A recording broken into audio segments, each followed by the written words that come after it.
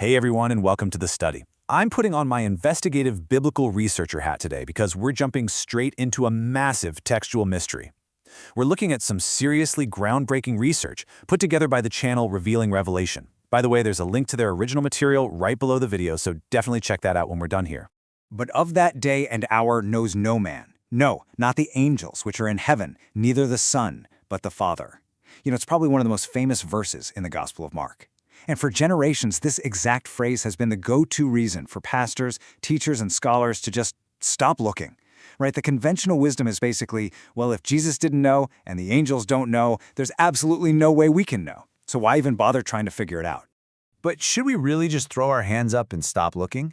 Or is it possible that, as modern readers, totally separated from ancient Jewish culture, we're actually just missing the obvious textual clues? Today, we're treating this as an exegetical mystery. We're going to dig into these ancient texts, peel back those modern assumptions, and hunt for the real historical meaning hidden right there in plain sight. Okay, here's our roadmap for the study today. 1. Decoding the Great Mystery. 2. 3 Gospels, 3 timelines. 3. A 14-year tribulation. 4. The Feast of Trumpets. And 5. The Mount of Olives return. All right, let's get into it.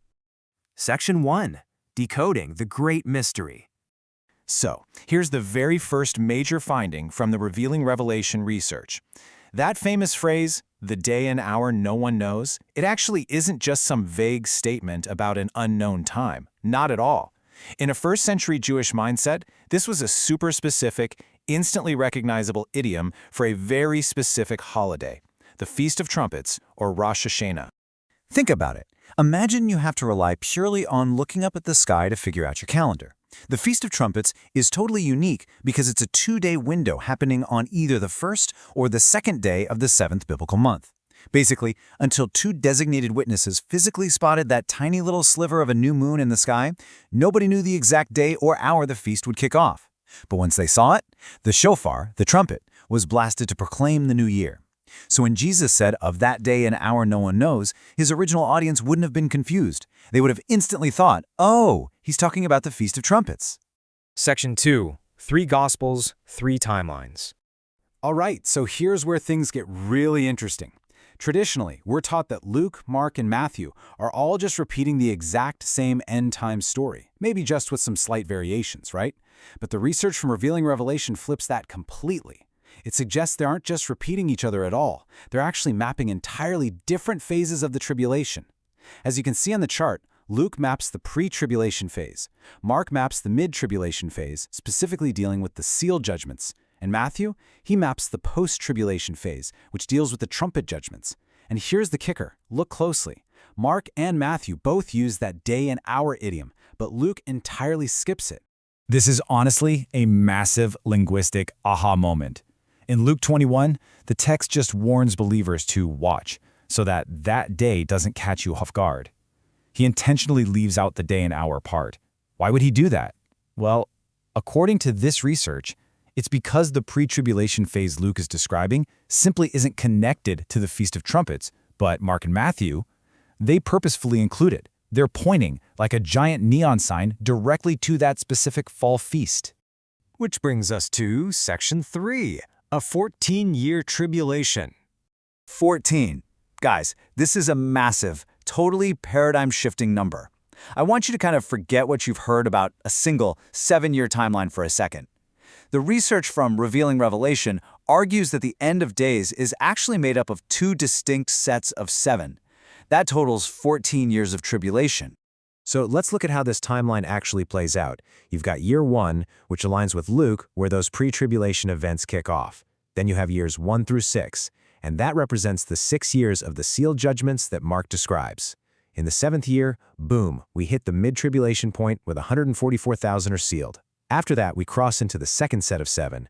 That's years 8 to 13. This lines up with Matthew's Gospel and the 7 years of trumpet judgments.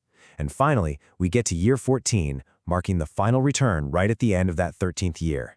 If we zoom in and just break down Mark's sequence, which represents the end of the first half of this 14-year period, it looks exactly like this. First, the 6 years of seals are completed. Second, right at the end of that 6th year, the Lord is seen coming precisely at the Feast of Trumpets. Remember, that day and hour no one knows. Third, in that 7-year, the 144,000 are sealed. And fourth, the mid-tribulation great multitude rapture takes place. All right, let's jump into Section 4, the Feast of Trumpets. You really have to notice this subtle but incredibly profound shift in the Greek prepositions here. In Mark's Gospel, right at the mid-tribulation point, it says the Son of Man is coming in the clouds. But then you look at Matthew's Gospel, which maps the post-tribulation period 7 years later, and it says he's coming on the clouds. Plus, and this is a huge deal, Matthew adds that he's coming with a great trumpet. That great trumpet is denoting the 7th trumpet, which lines up absolutely perfectly with the end of the trumpet judgments phase. Now, I know what you might be thinking. If you're still a little skeptical and thinking day and hour is just a mandate for total ignorance rather than an idiom, check out this brilliant point from the source material. Revelation 9:15 actually mentions angels prepared for an hour and a day and a month and a year. The logic here is pretty bulletproof. If God meant for the timing of his return to be completely unknowable, Scripture wouldn't have just arbitrarily stopped at the day and hour, right? It would have explicitly said the month and the year were unknown too. Limiting it specifically to just the day and hour is another massive flashing indicator pointing straight to the 2-day Feast of Trumpets.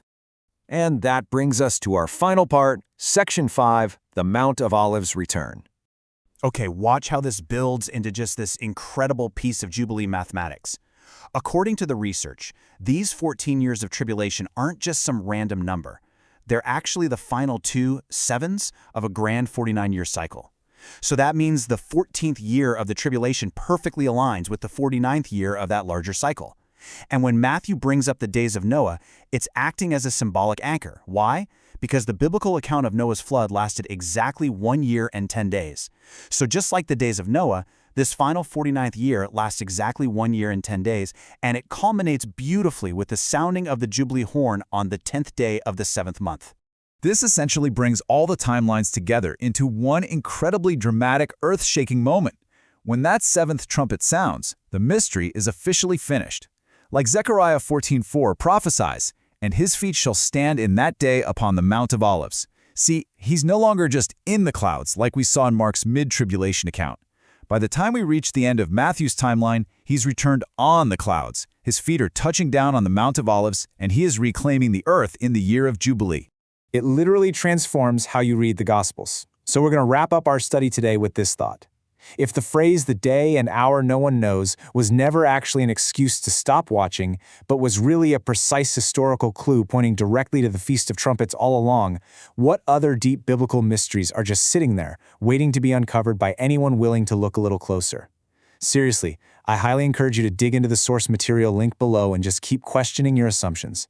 Keep studying, keep searching, and until next time, keep your eyes open.